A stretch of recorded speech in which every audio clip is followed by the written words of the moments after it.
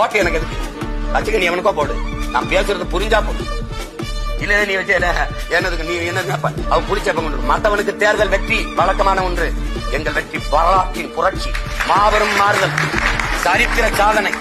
முடியாதுன்னு நீ சொல்ற கூட்டணி வைக்காம எப்படி ஜெயிக்க முடியும்னு உலகம் பூரா எனக்கு கற்பிச்சவன், இன்குலின் டாட்டா வரைக்கும் சொன்னது.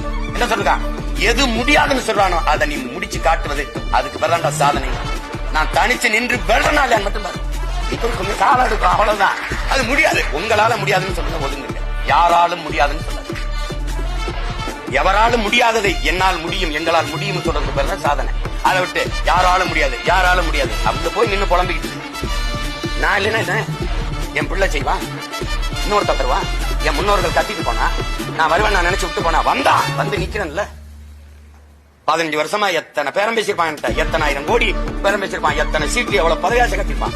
சமரசம் செஞ்சிருக்கேன்னா பாருங்க. ஏன் 22 நாடுகள் எவ்வளவோ பேரம் பேசி சரணடையாம நின்னு சரணடைஞ்சு வாழ்றதுக்கு பதிலா சண்டைட்டு சாகலாம்னு சண்டைட்டு செத்த மரவணின் பிள்ளைகள் தாங்க. நீங்க போய் இந்த 4 சீட்டு 3 சீட்டு வச்சுக்க, நீயே வச்சுக்க. மக்கள் முடிவு பண்ணணும். அதிமுக முடிவு பண்ணக்கூடாது, திமுக ஒழிக்கணும். திமுக முடிவு பண்ணக்கூடாது, பிஜேபி ஒழிக்கணும்.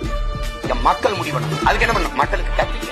ஏய் நான் ஆபத்தானவன், இவன் தப்பானவன், ஐயா இது நஞ்சு சாப்பிடாத, ஐயா அது நல்ல உணவு சாப்பிடு, நாங்க தான் சொல்லிக் கொடுக்கணும். அதுதான் சமூக பொறுப்பு. அந்த கடமை ஆற்றுகிறவன் பேரும் தான், அவன் தான் தலைவன். அதை விட்டுவிட்டு சும்மா இவரை ஒழிச்சிடணும், அவரை அழிச்சிடணும். எப்படி அழிப்பீங்க? எப்படி அழிப்பீங்க? வேற ஏதாவது நல்ல கேள்வி?